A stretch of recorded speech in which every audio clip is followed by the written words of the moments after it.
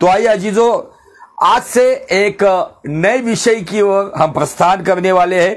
तो आइए आज एक नए विश्वास की, एक नए वचन की, नए संदेश की हम शुरुआत करते हैं। तो आज शायद आप लोगों ने देखा भी होगा कि मैंने ऑलरेडी वो वचन इस लाइव सेशन में पोस्ट किया है। तो चलते उस वचन की ओर। इब्रानी की पत्री उसका अध्याय 12 और वचन 1। पता नहीं ये एपिसोड आपके साथ कितना लंबा चलेगा, लेकिन निश्चय आज का वचन आपके जीवन में आपके बहुत सारे सवालों का जवाब लेकर आएगा। तो चलते इब्रानी की पत्री उसका अध्याय 12 और वचन 1, गौर से सुनिए। इस कारण जबकि गवाहों का ऐसा बड़ा बादल हमको घेरे हुए है, गवाहों का ऐसा बड़ा बादल, बाइबल कहती है हमको, हम सभी को घेरे हुए है, तो आओ हर एक रोकने वाली वस्तु और उलझाने वाले पाप को दूर करके वह दौड़ जिसमें हमें दौड़ना है, धीरज से दौड़े। आमीन, हालेलुया। और आज से जो नया विषय हम शुरुआत कर रहे हैं इस वचन के आधार पर, तो इस विषय का जो नाम या उसका टाइटल जो रहेगा वो है गवाहों का बादल। गवाहों का बादल। और ये गवाहों का बादल बहुत लंबा चलने वाला है। क्लाउड ऑफ विटनेस, एक गवाहों का बादल हमें बाइबल बहुत बड़े सामर्थ्य से सिखाता है, लेकिन ऐसी कुछ बातें हैं हम समझ नहीं पाते हैं। यहां पर स्पष्ट रीति से लिखा है कि जबकि गवाहों का ऐसा बादल, बड़ा बादल, वास्तविक बताया गया है बड़ा बादल, छोटा बादल नहीं, गवाहों का एक बड़ा बादल हमको घेरे हुए। इसका मतलब हम उस बादल के बीच में हैं। मैं आपको शुरुआत से ही थोड़ा सा प्रोत्साहित करना चाहता हूं। शायद आपके जीवन में नाना प्रकार के चिंताओं के और परेशानियों के बादल इन दिनों में आज मंडराते होंगे। शायद आपके जीवन में, आपके परिवार में, आपके रोजी रोटी में, नौकरी में, बिजनेस में आज कहीं ना कहीं आपको डराने वाले ऐसे कुछ डरावने काले बादल भी होंगे। लेकिन किसी ने खूब कहा है कि आपको जो परेशानी के बादल, डरावने बादल, जो गरजने वाले बादल, आपको कहीं ना कहीं आपको नाना प्रकार की उलझनों में आज जो आप पड़े हुए उन समस्याओं में ये बादल और आपको डरा रहे हैं। तो आपको बताना चाहता हूं, ऐसे चिंताओं के, परेशानियों के और डराने वाले काले बादल, ये गरजने वाले बादल कभी बरसेंगे नहीं, क्योंकि यीशु पर विश्वास करने वाले व्यक्ति के चारों ओर से बाइबल कहती है गवाहों का बड़ा बादल है। यहां पे बाइबल इस वचन के द्वारा हमें अगुवाई करती है कि यदि हम गवाहों के ऐसे बड़े बादल से घिरे हुए हैं, तो यहां पे हमें दो बातों को बहुत ध्यान से करना है। उसमें से पहली बात वो कहता है कि यदि हम गवाहों के बादल से घिरे हुए, तो हर एक रोकने वाली वस्तु, फिर वो रोकने वाली वस्तु में आपके अंदर का डर, जो सेल्फ कॉन्फिडेंस, पारिवारिक परेशानियां, आपके जीवन की बीमारियां, नाना प्रकार की समस्या और सभी प्रकार का डर, जिसके वजह से यहां पे बताया गया है हर एक रोकने वाली वस्तु और उलझाने वाला पाप। मराठी में दिया है सहज उलझाने वाला, सहज फंसाने वाला। जैसे एक कांटे में मछली फंस जाती है, सहज उलझाने वाला पाप इन्हें दूर कीजिए। मतलब आपके जीवन में शायद नाना प्रकार के आकर्षक ऐसी कुछ बातें, कुछ ऐसी बातें आपके सामने बार बार आ रही है, एक नाना प्रकार के प्रलोभन आपके सामने आ रहे हैं, या आपके जीवन में नाना प्रकार की चिंता, परेशानी और डर है। इन सभी बातों को दूर कीजिए और आगे दिया है वह दौड़। कौन सी दौड़? अनंत जीवन की ओर जाने वाली दौड़। कौन सी दौड़? परमेश्वर के राज्य में लेके जाने वाली दौड़। कौन सी दौड़?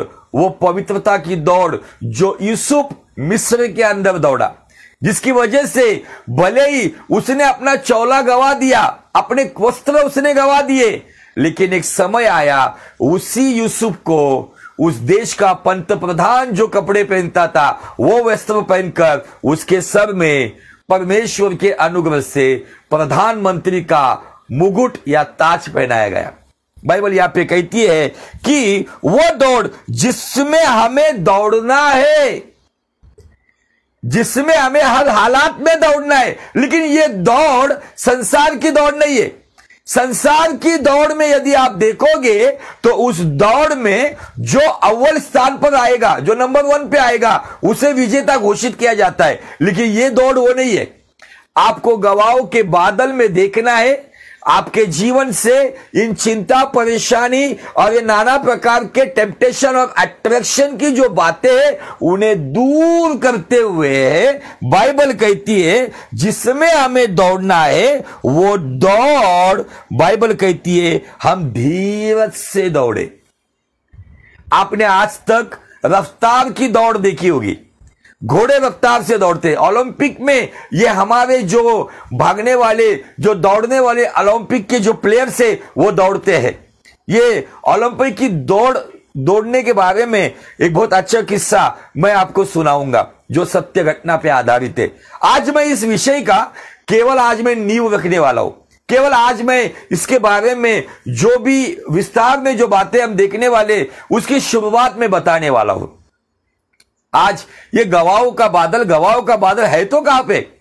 इजराइल लोगों के साथ एक बादल था जिसे बादल का खंबा कहा गया था, जो दिन में छाया देता था और रात में वही बादल का खंबा अग्नि का खंबा बनकर उन्हें ठंड से बचाता था।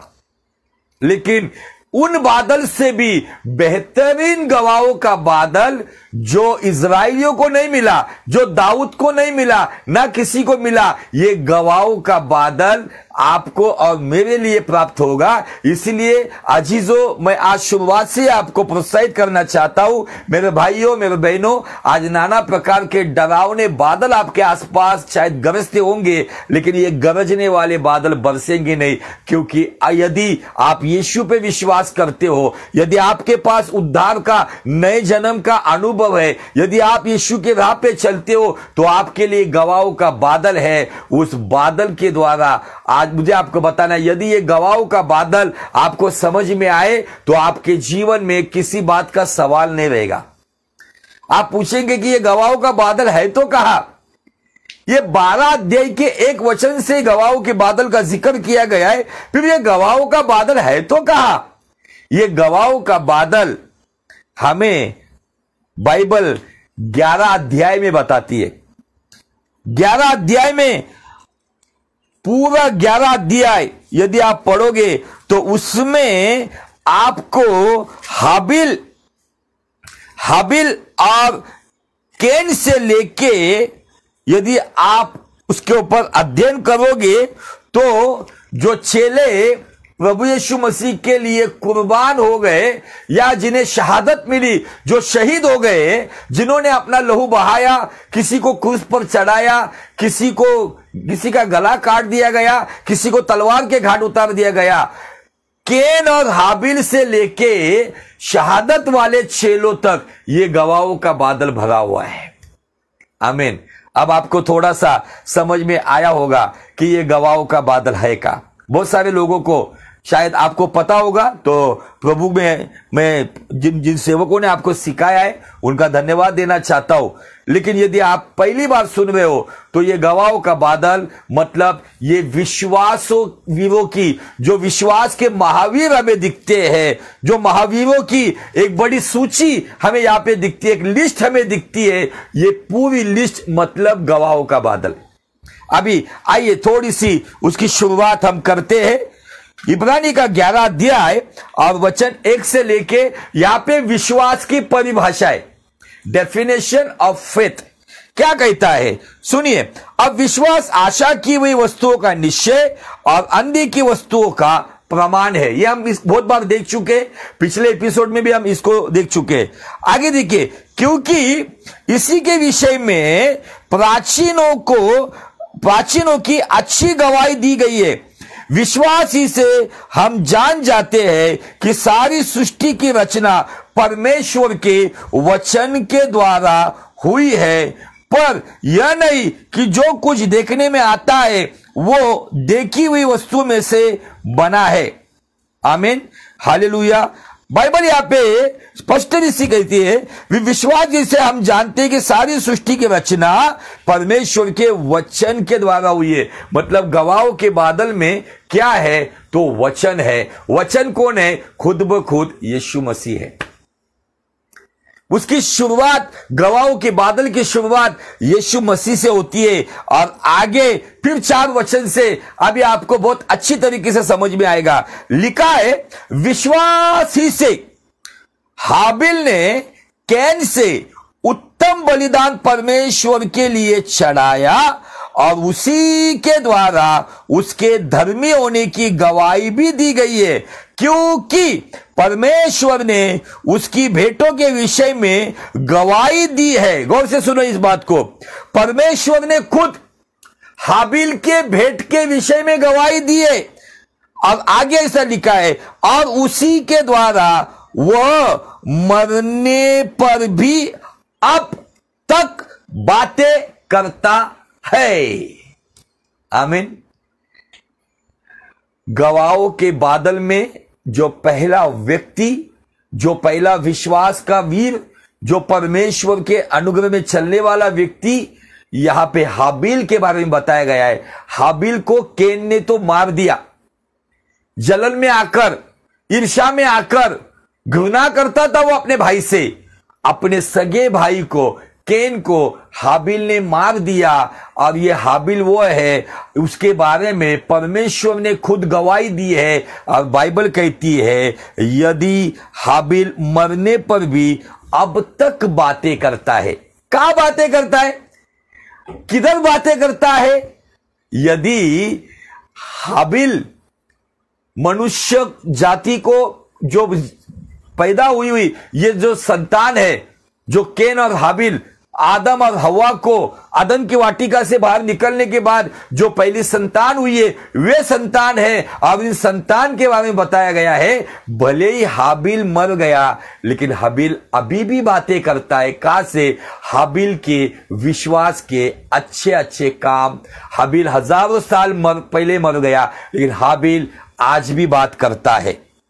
हाबिल आज भी बात करता है। कौन सी बात करता है? हाबिल गवाहों के बादल से हमसे कौन सी बात करता है? तो हाबिल ये बात करता है कि बाइबल कहती है कि उसने परमेश्वर को जो उत्तम बलिदान चढ़ाया, उसी के द्वारा उसके बारे में वो धर्मी होने की गवाही दी है। देने के द्वारा, उत्तम बलिदान देने के द्वारा। Hallelujah, praise the Lord. आज ये शुरुआत में कर रहा हूं अजीजों, समझो आप इसे। आपके जीवन में जो जो सवाल आते इस गवाहों के बादल से, यदि आपको उत्तम बलिदान के बारे में सीखना है तो हाबिल आपको सिखाएगा। यदि आपको परमेश्वर के साथ चलना है तो उसके बाद हानोक आपको सिखाएगा। यदि आपको परमेश्वर की आज्ञा किस तरीके से पालन करना है तो नूह आपको सिखाएगा। यदि आपको विश्वास की चाल चलना है तो अब्राम और सारा आपको चलाएंगे। धीरे धीरे इसहाक, याकूब या से आगे मूसा, यहोशू, ये सारे जो किरदार है, ये सारे जो विश्वास के वीर है, ये शारीरिक स्वरूप में भले ही उन दिनों में मरे हुए, लेकिन यदि हाबिल बात करता है अपने उत्तम बलिदानों के द्वारा, तो निश्चय ही हनोक भी बात करेगा परमेश्वर के साथ चलने के द्वारा, नूह भी बात करेगा आज्ञा पालन के द्वारा, अब्राहम भी बात करेगा नाना प्रकार की परीक्षाओं में बने रहने के द्वारा। आमीन, हालेलुया। अब शायद आपको थोड़ा समझ में आया होगा कि यह विषय कितना गंभीर है, कितना महत्वपूर्ण है और कितना मजेदार भी है। मैं इस विषय के ऊपर मैंने जैसे कहा कि मेरे चर्च में जब मैंने प्रचार किया था तो लगभग 1 साल के ऊपर हमने इस गवाहों के बादल के ऊपर एक लंबा प्रचार किया है। मुझे पता नहीं कि इसके कितने एपिसोड होंगे, लेकिन हर एपिसोड में, हर भाग में आप गवाहों के बादल को, जो आपके और मेरे चारों ओर घेरा हुआ है, उस गवाहों के बादल में एक ऐसा किरदार खड़ा होगा जो आपके सवालों का जवाब देगा। आमीन, हालेलुया। यहां पे आज हम हाबिल के जीवन को देखकर आज हम रुक जाएंगे। ऐसी कौन सी बात है, ऐसी कौन सी बात है कि यहां पे परमेश्वर कहता है कि उसके उत्तम बलिदान का जो चढ़ावा परमेश्वर को उसने चढ़ाया था, उसके द्वारा वो धर्मी होने की गवाही भी दी गई है, क्योंकि परमेश्वर ने उसके भेंटों के विषय में गवाही दी और उसी के द्वारा वो मरने पर भी अब तक बातें करता है। एक इंसान, आपको मुझे ये शरीर एक दिन त्यागना है, पता नहीं किसकी मृत्यु कब है, लेकिन मुझे आपको बताना है कि यदि कोई व्यक्ति संसार से चला जाता है, भले ही उसको जलाया जाएगा या उसको दफनाया जाएगा, उसकी अंत यात्रा हो जाएगी, लेकिन उसके जो काम है ना वो मरते नहीं है। उसके जो प्रभु में किए हुए काम है ना वो मरते नहीं है। यदि हजारों साल पहले हाबिल का काम अब तक बात कर रहा है, तो मुझे आपको बताना है प्रभु यीशु मसीह भले आया नहीं, हम रहे या ना रहे, लेकिन हमारे अगले पीढ़ी के लिए हम ऐसा जीवन जिए कि हम भी गवाहों के बादल से हमारी अगली पीढ़ी से बात करें। जैसे आज मैं आपको बताना चाहता हूं, गवाहों के बादल में बाइबल के किरदार तो है ही, लेकिन उसके साथ साथ यदि हम देखेंगे तो पिछले कुछ साल के पहले परमेश्वर के महान दास, परमेश्वर के अद्भुत दास थे रेनॉल्ड बॉन्के, वो प्रभु में सो गए, लेकिन आज भी उनके काम हमसे बात करते, आज भी उनके प्रचार हमसे बात करते हैं। परमेश्वर के महान सेवक डॉक्टर दिनाकरन, वो भी प्रभु में सो गए, लेकिन वो उनके काम भी आज हमसे बात करते। बिली ग्रैहम परमेश्वर के इतने महान सेवक थे, मैं उनकी सेवकाई से बहुत प्रभावित हूं। उनके प्रचार, उनकी सेवकाई में कोई चमत्कार नहीं हुआ, कोई अंधा देखा नहीं, कोई लंगड़ा चला नहीं, लेकिन हजारों की तादाद में 50-50 हजार तक लोग उनकी सभाओं में आते थे और उनका आधे घंटे का प्रचार सुनकर लोग अपना जीवन आंसुओं के साथ, पश्चाताप के साथ यीशु मसीह को देते थे। ये बिली ग्राहम शायद 2-3 साल पहले प्रभु में सो गए, लेकिन अभी भी बातें करते उनके प्रचार, अभी भी उनके काम आज भी बात करते। मनुष्य संसार से देह त्याग देता है, लेकिन उसके अच्छे काम, इसीलिए यीशु मसीह ने कहा है प्रकाशित वाक्य में, उनके भले काम उनके साथ जाते हैं। ये दुनिया के भले काम नहीं, किसी को रोटी खिलाना, किसी को राशन देना, किसी को कुछ खाना देना, ये भले काम नहीं। मसीह के लिए मैंने कौन सा भला काम किया है कि जिसके द्वारा किसी के उद्धार का कारण मैं बनाऊं। आमीन, हालेलुया, प्रेज़ द लॉर्ड। तो आइए हाबिल के विषय में एक छोटा सा प्रकाशन है, उस पर हम अपना ध्यान बटाएंगे। बाइबल कहती है जो बलिदान चढ़ाया गया है उसके बारे में हम उत्पत्ति की किताब में जाएंगे, उत्पत्ति का 4 अध्याय और वचन 4 से आगे हम पढ़ेंगे। उत्पत्ति 4:4, गौर से सुनिए। और हाबिल भी अपनी भेड़ बकरियों के एक पहिलौठे बच्चे भेंट चढ़ाने ले आया। अभी गौर से सुनो, जितने भी उसके पास जो झुंड था भेड़ बकरियों का, उन भेड़ बकरियों में से पहलोटे बच्चे, मतलब एक अर्पण नहीं है, बहुत सारे बच्चे, भेड़ बकरियों के बच्चे, पहलोटे बच्चे भेड़ चढ़ाने ले आया और उनकी चर्बी भी भेड़ चढ़ाई। ये चर्बी के ऊपर एक अलग विषय बन जाता है, लेकिन जब शाम का जो सुगंधित बलिदान, जब निवास मंडप में मेल मिलाप वाले तंबू में मूसा के द्वारा जो हारून या उसकी पीढ़ी जो परमेश्वर को शाम को बलिदान या सुगंधित बलिदान चढ़ाते थे, जो पशु को बलिदान किया जाता था, उसकी चर्बी जलाई जाती थी, अब उसका सुगंध परमेश्वर को दिया जाता था। और यहां पे बाइबल कहती है कि वो भेंट चढ़ाने ले आया और उनकी चर्बी भी भेंट चढ़ाई। तब यहोवा ने हाबिल और उसकी भेंट को तो ग्रहण किया। आपको समझ में आना चाहिए यहां पे, यहोवा ने हाबिल ने लाए हुए भेड़ बकरियां और उनकी चर्बी केवल उनको ग्रहण नहीं किया। यदि आप गौर से पढ़ोगे तो ऐसा लिखा है, हाबिल और उसका अर्पण, हाबिल और उसका बलिदान, एबेल एंड हिज सैक्रिफाइस। मतलब परमेश्वर हमारे बलिदान से पहले हम में रुचि रखता है। जो बलिदान हमारे हाथों से हम हमारे कलीसिया में जो भी अर्पण, जो भी भेंट देते, जो भी ऑफरिंग परमेश्वर को देते हैं, वो ऑफरिंग से पहले एक ध्यान से सुनो, परमेश्वर पहले आप में रुचि रखता है। जिन हाथों से मैं भेंट चढ़ा रहा हूं, क्या ये हाथ शुद्ध और पवित्र है? क्या ये हाथ अच्छे काम करता है? क्या ये हाथ परमेश्वर की महिमा करता है? परमेश्वर ने प्रथम बलिदानों को ग्रहण नहीं किया, तो बाइबल यहां पे जिक्र करती है परमेश्वर ने हाबिल और उसके बलिदानों को ग्रहण किया। और आज तक भले हाबिल कैन के द्वारा मारा गया, अपने सगे भाई के द्वारा मारा गया, लेकिन भले आज वो जमीन के अंदर उसकी हड्डियां होगी, भले वो उसका नाम शेष हो गया शरीर का, लेकिन हाबिल का काम अब तक बातें कर रहा है।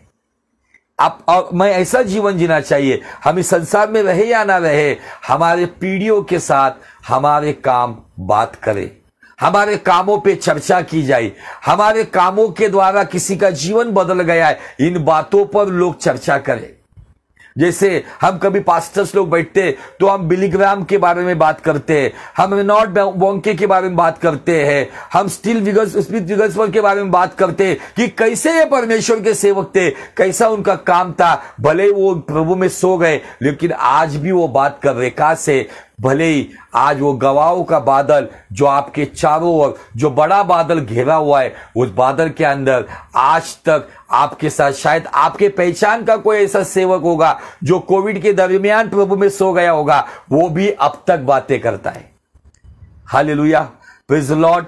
नेगेटिव बातें इसमें आएगी नहीं, जो भी आएगा वो सकारात्मक ही आएगा।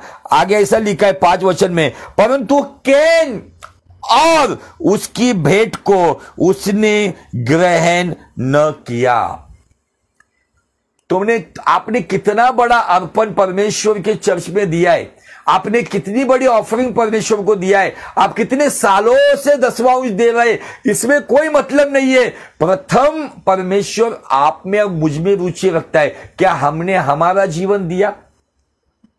इसके बारे में जब मैं आता हूं तो मेरे सामने नए नियम की एक कलीसिया आती है। अब उस कलीसिया के बारे में देखकर हम रुक जाएंगे। उसके लिए हम पढ़ेंगे 2 कुरिन्थियों का किताब और उसका 8वां अध्याय। इस कलीसिया के बारे में पौलुस गवाही देता है। आज वो कलीसिया भी गवाहों के बादल से हमसे बात करती है। आइए ध्यान से सुनिए, 2 कुरिन्थियों 8वां अध्याय और वचन 4 से आगे मैं आपके लिए पढ़ना चाहता हूं। और इस दान में और पवित्र लोगों की सेवा में भागी होने के अनुग्रह के विषय में हमसे बार बार विनती की और जैसे हमने आशा की थी वैसा ही नहीं, वरन उन्होंने प्रभु को फिर परमेश्वर की इच्छा से हमको भी अपने आप को दे दिया। ये 5 वचन में ये जो करिन्थ की कलीसिया में जो पत्र लिखा गया है और उनको एक कलीसिया के बारे में गवाही दी गई है, और वो कलीसिया है मकिदुनिया की कलीसिया। अब इस कलीसिया की अवस्था ऐसी है कि कलीसिया के बारे में ऐसा बताया गया है कि उनका भारी कंगालपन था, भारी कंगालपन, लेकिन उसके बावजूद उन्होंने परमेश्वर को उदारता से शक्ति और शक्ति के बाहर जाकर दिया है। पढ़ते उस वचन को भी, 2 वचन में लिखा है, कलेश में बड़ी परीक्षा में उनके बड़े आनंद और भारी कंगालपन में उनकी उदारता बहुत बढ़ गई। उनके विषय में मेरी यह गवाही है कि उन्होंने अपने सामर्थ भर व सामर्थ से भी बाहर मन से दिया। 2 कोरिन्थियों 8वां अध्याय वचन 2-3 में इसके बारे में लिखा है। जब इस कलीसिया ने इस प्रकार से दिया अपने आप को, क्यों दिया होगा? क्योंकि इस कलीसिया को हाबिल की बातें जो आज हमसे बात कर रही है, हाबिल जब आज हमसे बातें कर रहा है, वैसे ही हाबिल इस मकिदुनिया की कलीसिया से भी बात कर रहा था और उस हालात में बात कर रहा था, एक भारी कंगालपन, कलेश में और सभी प्रकार की परिस्थिति में एकदम कंगाली के अवस्था में थे। तब हाबिल ने बात की होगी, मैंने केवल परमेश्वर को बलिदान नहीं दिया, तो प्रथम मैंने परमेश्वर को मेरा जीवन दिया और उसके बाद मेरा अर्पण दिया। आमीन, हालेलुया।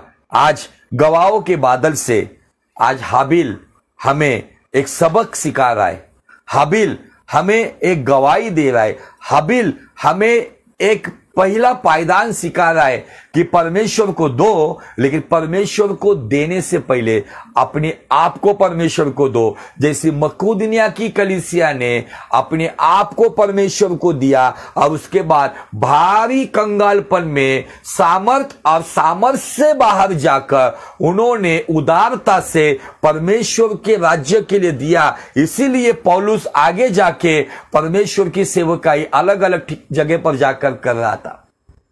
मैं देने के विषय में बात नहीं कर रहा हूं, मैं अपना जीवन परमेश्वर को हाबिल ने दिया। इसलिए उत्पत्ति 4:4 को फिर से गौर से पढ़िए। बाइबल कहती है परमेश्वर ने हाबिल और उसके बलिदान को ग्रहण किया। 5वें वचन में लिखा है उत्पत्ति 4:5 में, परमेश्वर ने कैन और उसके बलिदान को ग्रहण नहीं किया। आज बहुत सारे लोगों को लगता है कि हम बहुत दे रहे, लेकिन सवाल यह है कि क्या आपने अपना जीवन प्रभु को दिया है, अपना समय प्रभु को दिया है, अपना हृदय प्रभु को दिया है, आपके टैलेंट प्रभु को दिए, आपके गिफ्ट्स प्रभु को दिए? केवल धन देना इससे प्रसन्न नहीं होता है। हाबिल अब तक यही बातें कर रहा है, केवल बलिदानों से परमेश्वर संतुष्ट नहीं होता है। तो हमारे व्यक्तिगत जीवन को जब मैं प्रभु को समर्पित करता, एक गीत आपके नॉर्थ साइड में बहुत अच्छे से गाते थे, मुझे हल्की हल्की वो लाइनें याद आती है। ऐसा गीतकार ऐसा कहता है, सब मैं देता हूं, सब मैं देता हूं, तुझको मुबारक मुंजी, सब मैं देता हूं, खुद को देता हूं, खुद को देता हूं, तुझको मुबारक मुंजी, खुद को देता हूं। आपने कितना धन प्रभु को दिया, इससे कोई मैटर नहीं। सवाल ये, गवाहों के इतने बड़े बादल में, गवाहों के इतने बड़े बादल से आप और मैं घिरे हुए हैं, क्या आज हाबिल बात कर रहा है, तो क्या आज मैं मेरा जीवन प्रभु को देने के लिए तैयार हूं? कैन के बारे में कुछ कहा नहीं है गवाहों के बादल में, कैन के बारे में कुछ विशेष टिप्पणी नहीं है वहां पे, लेकिन हाबिल के बारे में बताया गया कि वो धर्मी था देने के द्वारा। क्या देने के द्वारा? धन देने के द्वारा। फिर ऐसा तो फिर बड़े बड़े धनवान लोग चर्च में आके पैसा देके धर्मी बन जाएंगे, राइचियस बन जाएंगे।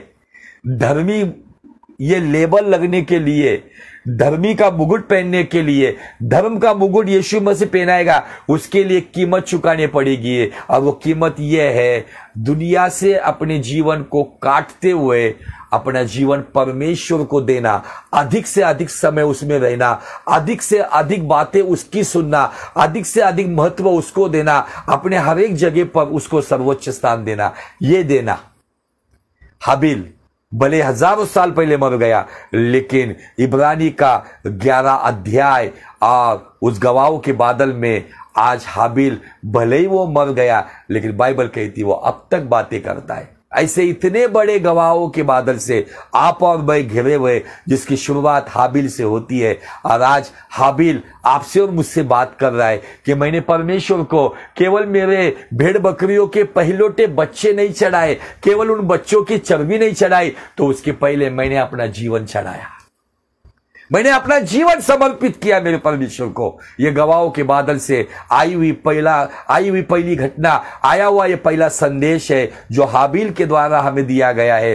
तो आइए हम हाबिल जो अब तक बातें कर रहा है, हनोक जो अब तक बातें कर रहा है, नूह जो अब तक बातें कर रहा है और आगे भी बातें करते रहेगा, क्योंकि उनकी बातें इस जीवन की किताब में लिखी हुई है। और इस जीवन की किताब के वचन को कहा गया है जिंदा कलाम। उर्दू में कहा गया जिंदा कलाम। इब्रानी 4:12 कहता है परमेश्वर का वचन जीवित और क्रियाशील है। ये कलाम, भले ये पुस्तक दिखने के लिए निर्जीव है, लेकिन ये जो शब्द हमसे बात करते हैं ये जीवित शब्द है। हमारा उद्धार ये जीवित शब्दों से हुआ है, ये जीवित वचनों से हुआ है। इसीलिए गवाहों के ऐसे बड़े बादल से जो आप और मैं घिरे हुए, उससे आज हाबिल हमसे शुरुआत से ही बातें कर रहा है। मेरे भाइयों, मेरे बहनों, आपके बड़े बड़े बलिदानों से अधिक परमेश्वर आप में रुचि रखता है कि आपने अपना जीवन प्रभु को दिया है। आमीन, हालेलुया। प्रभु करे आज के इस गवाहों के बादल के इस पहले भाग से परमेश्वर आपको उसके अनुग्रह से बहुतायत से भरे। यदि आज के वचन से परमेश्वर ने आपसे बात की है, आपको सोचने पे मजबूर किया है, तो निश्चय में विश्वास करता हूं कि आज आपसे मैं नहीं तो आज पवित्र आत्मा में होकर हाबिल आपसे बातें कर रहा है। यस, उस बात को सामने लाइए। संसार में आदम और हव्वा जो जीवधारी माता, संसार का जो पहला पुरुष आदम और हव्वा ने जिस संतान को जन्म दिया, उन्होंने परमेश्वर के लिए बलिदान लेकर आए, लेकिन जिसने उत्तम बलिदान दिया उसको संसार का पहला धर्मी ठहराया गया, और वो हाबिल। धर्मी कोई नहीं, एक भी नहीं है। हमने उसके ऊपर बहुत लंबा अध्ययन किया है, रोमियो 3:10 में लिखा है। लेकिन बाइबल कहती है पुराने नियम में एक धर्मी था जिसके बारे में खुद यहोवा ने गवाही दी है कि उसने अपने बलिदानों से परमेश्वर को संतुष्ट किया। और उस बलिदानों में पहला बलिदान वो स्वयं था, और दूसरा बलिदान उसके झुंड में जो भी भेड़ बकरियां थी उनके पहलोटे और उसकी चर्बी थी। इसलिए उत्पत्ति 4:4 ठीक से उसे अध्ययन कीजिए। परमेश्वर ने हाबिल और उसके बलिदानों को ग्रहण किया। आज सवाल ये छोड़कर जा रहा हूं, क्या परमेश्वर आपको और आपके बलिदानों को ग्रहण करे? क्या ऐसा जीवन हम जी रहे? केन के बलिदानों में इसी कोई बुराई नहीं थी, लेकिन शुरुआत से गड़बड़ी थी। और वो गड़बड़ी ये थी कि केन का हृदय, केन का मन परमेश्वर से ठीक नहीं था। इसीलिए परमेश्वर ने केन को कहा था, देख पाप दरवाजे पे बैठा हुआ है। केन के मन के पास पाप, मन के दरवाजे के पास पाप बैठा हुआ था। यदि मैं बड़ी बड़ी ऑफरिंग दे रहा हूं, लेकिन मेरे मन के दरवाजे पे यदि पाप बैठा हुआ है, तो मेरी हालात भी केन की जैसी है। लेकिन यदि मैं मेरे जीवन से सभी उलझाने वाली बातें और ये पापमय बातों को दूर करते हुए जो दौड़ मुझे परमेश्वर के राज्य में दौड़ते हुए जाना है, उस दौड़ को यदि मैं आज्ञा पालन के साथ, समर्पण के साथ, अपने जीवन को ठीक ठाक करने के साथ यदि रोज मैं परमेश्वर को मेरे जीवन का बलिदान चढ़ाता हूं, तो ये धीरज की दौड़ मुझे परमेश्वर के राज्य में लेकर जाएगी, जो इब्रानी 12:1 में हमें बताया गया है। वो दौड़ आपको मुझे दौड़नी है। यहां पे किसी को अव्वल आना नहीं है, यहां पे हर एक को अपनी दौड़ ऐसी दौड़नी है, जिंदा रहूं यीशु मसीह आने तक या मुर्दा रहूं, लेकिन जब भी यीशु मसीह आए तो मुर्दा हालात में उसके साथ उठा लिया जाओ, या जब भी यीशु मसीह आए तो जिंदा हालात में उसके साथ उठा लिया जाओ। और वही जाएंगे जो अपने जीवन में अपना जीवन हाबिल के जैसे प्रथम परमेश्वर को समर्पित करते, उसके बाद जो परमेश्वर को देना है उसमें वफादारी से उसके भंडार में बोते हैं। प्रभु करे इस वचन के द्वारा परमेश्वर आपको बहुत बहुत आशीष दे। यदि इस विषय के द्वारा प्रभु ने आपको शुरुआत से छुआ और आपके जीवन में यदि काम किया है, तो इस गवाहों के बादल का वीडियो, ये गवाहों के बादल का संदेश हो सके आपके लोगों के साथ शेयर कीजिए और परमेश्वर की महिमा करते रहिए। प्रभु आपको बहुत बहुत आशीष दे। God bless you, God bless you.